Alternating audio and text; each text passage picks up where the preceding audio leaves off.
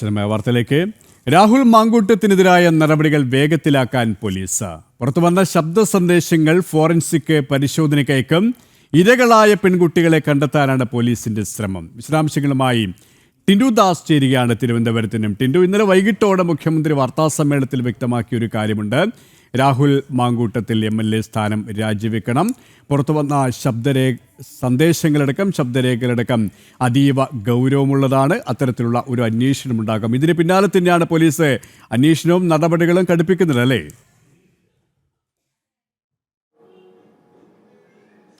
തീർച്ചയായിട്ടും KP, തീർച്ചയായിട്ടും റിനിയുടെ അവന്തികയുടെയും മൊഴി രേഖപ്പെടുത്തുകയുമായിട്ടുള്ള വാട്സപ്പ് ചാറ്റുകളും വാട്സപ്പ് വോയിസ് ക്ലിപ്പുകളും കണ്ടെടുക്കാനുള്ള ശ്രമിച്ചിട്ടുണ്ട്. അതോടൊപ്പം തന്നെ പുറത്തു വന്ന ശബ്ദ സന്ദേശത്തിൽ പറയുന്ന വ്യക്തി, അപ്പുറത്ത് നിൽക്കുന്ന വ്യക്തി രാഹുൽ മാങ്കൂട്ടത്തിലാണെന്ന് പോലീസ് തിരിച്ചറിഞ്ഞിട്ടുണ്ട്. അതിൻ്റെ സോഴ്സ്, ഉറവിടം കണ്ടെത്താനുള്ള ശ്രമവും ഇത്തരത്തിൽ ഉണ്ടാകുമെന്ന് നമുക്ക് പോലീസിൻ്റെ ഭാഗത്തു നിന്നും ഉണ്ടാകുമെന്ന് അറിയാൻ സാധിക്കുന്നുണ്ട്.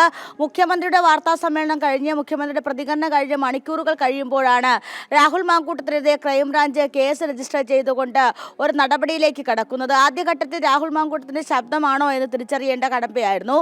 രാഹുൽ മാങ്കൂട്ടത്തിൻ്റെ ശബ്ദമാണെന്ന് തിരിച്ചറിഞ്ഞത് ഉറപ്പായി കഴിഞ്ഞാൽ പിന്നീട് ഇരകളുടെ പരാതിയിന്മേൽ കേസ് രജിസ്റ്റർ ചെയ്യുക, ഇരകളുടെ മൊഴികൾ രേഖപ്പെടുത്തുകയും ചെയ്യും. നിലവിൽ DGPക്ക് നേരിട്ട് ലഭിച്ച 2 പരാതിയിന്മേലാണ് കേസെടുത്തിട്ടുള്ളത്. മറ്റ് ഇരകളെ കണ്ടെത്താനും അവർക്ക് പരാതി ഉണ്ടെങ്കിൽ ആ പരാതിയുമായിട്ട് കേസുമായി മുന്നോട്ട് പോകാനുമാണ് നിലവിൽ സർക്കാരും അതോടൊപ്പം തന്നെ പോലീസും തീരുമാനിച്ചിട്ടുള്ളത്. വനിതാ കമ്മീഷൻ, അതോടൊപ്പം തന്നെ ചൈൽഡ് കമ്മീഷൻ തുടങ്ങിയ കമ്മീഷനുകൾ രാഹുൽ മാങ്കൂട്ടത്തിനെതിരെ കേസെടുത്തിട്ടുണ്ട്. മാധ്യമങ്ങളിൽ വന്ന വാർത്തയുടെ അടിസ്ഥാനത്തിലും മാധ്യമങ്ങളിൽ വന്ന ശബ്ദ സന്ദേശങ്ങളുടെ അടിസ്ഥാനത്തിലുമാണ് ഇപ്പോൾ കേസെടുത്തിട്ടുള്ളത്. ആ കേസിൽ 15 ദിവസത്തിനകം DGP റവാഡെ ചന്ദ്രശേഖർ വനിതാ കമ്മീഷന് 15 ദിവസത്തിനകം റിപ്പോർട്ട് സമർപ്പിക്കേണ്ടതായിട്ടുണ്ട്. അതുമായി ബന്ധപ്പെട്ട അന്വേഷണം നടക്കുന്നു. എന്തായാലും ഈ ഫോൺ സംഭാഷണങ്ങൾ, അതോടൊപ്പം തേർഡ് പാർട്ടി റെക്കോർഡുകളൊക്കെ ലീക്കായ ഈ ഒരു ഘട്ടത്തിൽ ഈ തേർഡ് പാർട്ടി റെക്കോർഡുകൾ എങ്ങനെയാണ് റെക്കോർഡ് ചെയ്യപ്പെട്ടതെന്നും അതെങ്ങനെയാണ് പുറത്തു വന്നതും ഒക്കെ ഉള്ള കാര്യങ്ങളിൽ വ്യക്തമായിട്ടുള്ള അന്വേഷണം ആവശ്യമുണ്ട്. ഇവിടെ ഈ ആരും പരാതിയുമായി ഇതുവരെയും രംഗത്ത് വന്നിട്ടില്ല. അത് തന്നെയാണ് രാഹുൽ മാങ്കൂട്ടത്തിലും ഷാഫി പറമ്പിലുമടക്കം ഒരു ന്യായീകരണമായി ഉന്നയിക്കുന്നതിന്. കാരണം ആർക്കും പരാതിയില്ല. മാധ്യമ വാർത്തകളുടെ അടിസ്ഥാനത്തിൽ എങ്ങനെ നടപടി സ്വീകരിക്കും, എന്തിന് MLA സ്ഥാനം രാജിവെക്കണം എന്നതടക്കമുള്ള ചോദ്യങ്ങളാണ് ഉയരുന്നത്. പക്ഷേ പരാതി ഇല്ലാതെ തന്നെ ഇത്തരത്തിൽ സമൂഹം ഏറ്റെടുത്ത ഒരു വിഷയം എന്ന രീതിയിൽ അന്വേഷണവുമായി നടപടികളുമായി മുന്നോട്ട് പോകാനാണ് പോലീസിന്റെ ആലോചന, നീക്കം, അല്ലേ?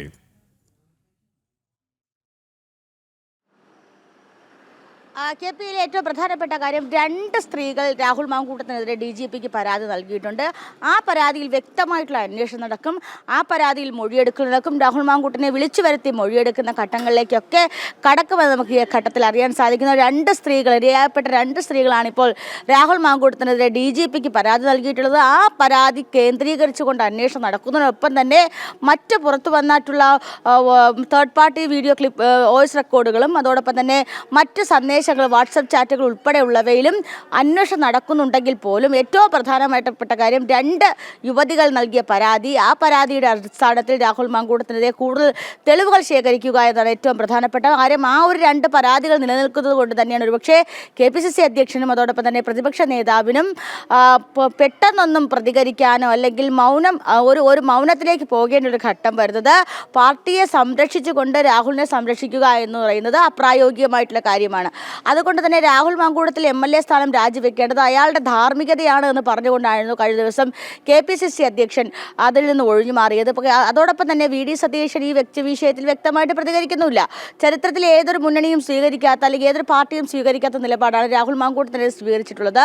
ഏറ്റവും പ്രധാനപ്പെട്ട കാര്യം, യൂത്ത് കോൺഗ്രസ് അധ്യക്ഷ സ്ഥാനത്തിൽ നിന്നും രാജിവെപ്പിച്ചു. അതോടൊപ്പം തന്നെ KPCC അംഗത്വത്തിൽ നിന്നും സസ്പെൻഷൻ കൊടുത്തു. അതോടൊപ്പം തന്നെ നിയമസഭയിലെ പാർലമെന്ററി കാര്യ കമ്മിറ്റിയിൽ ഉൾപ്പെടെ പ്രാതിനിധ്യം ഉണ്ടായിരുന്ന ആളായിരുന്നു രാഹുൽ മാങ്കൂട്ടത്തിൽ. അതിലിനി പ്രാതിനിധ്യം രാഹുൽ മാങ്കൂട്ടത്തിൽ അറിയിക്കാൻ സാധിക്കില്ല. അപ്പോൾ ഇങ്ങനത്തെ 3 തരത്തിലുള്ള നടപടി സ്വീകരിക്കുമ്പോൾ ആ 3 തരത്തിലുള്ള നടപടി ഏത് മുന്നണിയാണ്, ഏത് പാർട്ടിയാണ് സ്വീകരിച്ചിട്ടുള്ളത് എന്ന് പറഞ്ഞുകൊണ്ട് ന്യായീകരിക്കുകയാണ് പ്രതിപക്ഷ നേതാവിൻ്റെ ഭാഗത്തു നിന്നുണ്ടായിട്ടുള്ളത്. പാർട്ടിക്കും മുന്നണിക്കും വേണ്ടാത്ത MLAയെ ഇനി പാലക്കാടോ അല്ലെങ്കിൽ പൊതുജനങ്ങളോ സഹിക്കേണ്ട കാര്യമുണ്ടോ എന്ന ചോദ്യത്തിലാണ് ഇത്തരത്തിൽ മറുപടി തന്നത്. അപ്പോൾ രാഹുലിനെ സംരക്ഷിച്ചുകൊണ്ട് തന്നെ ഇതിനെ പ്രതിരോധിക്കുക എന്ന ഘട്ടം ഒരുപക്ഷെ ആ ഒരു കടമ്പ കഴിയാനാണ് ഒരുപക്ഷെ മുന്നണി കോൺഗ്രസിനും അതോടൊപ്പം തന്നെ കോൺഗ്രസ് നേതൃത്വത്തിനും നേതാക്കൾക്കും സാധിക്കാത്തതെന്ന് പറയുന്നൊരു കാര്യമുണ്ട്. അതോടൊപ്പം തന്നെ പല വനിതാ നേതാക്കളും രാഹുൽ മാങ്കൂട്ടത്തിനെതിരെ തന്നെ പ്രത്യക്ഷത്തിൽ മാധ്യമങ്ങളോട് പ്രതികരണം നൽകിയിട്ടുണ്ട്. MLA സ്ഥാനം രാജിവെക്കണമെന്ന് പറഞ്ഞിട്ടുണ്ട്. അപ്പോൾ അതുകൊണ്ട് തന്നെ വലിയ രീതിയിലുള്ള പ്രതിരോധം ഈ രാഷ്ട്രീയമായിട്ട് തന്നെ നിൽക്കുമ്പോഴും സർക്കാരിൻ്റെ ഭാഗത്തുനിന്നും ക്രൈംബ്രാഞ്ചിൻ്റെ ഭാഗത്തുനിന്നും പോലീസിൻ്റെ ഭാഗത്തുനിന്നൊക്കെ രാഹുൽ മാങ്കൂട്ടത്തിൻ്റെ അന്വേഷണം ശക്തമാക്കാനും കൂടുതൽ തെളിവുകൾ ശേഖരിക്കാനും കൂടുതൽ പരാതികൾ കണ്ടെത്താനുമാണ് ശ്രമിക്കുന്നത് നമുക്ക് ഈ ഘട്ടത്തിൽ പറയാൻ സാധിക്കും. KP യെസ്, ഏതായാലും രാഹുൽ മാങ്കൂട്ടത്തിന് കുരുക്ക് മുറുകുകയാണ്. ടിൻഡുദാസാണ് വിശദാംശങ്ങൾ നൽകിയത്.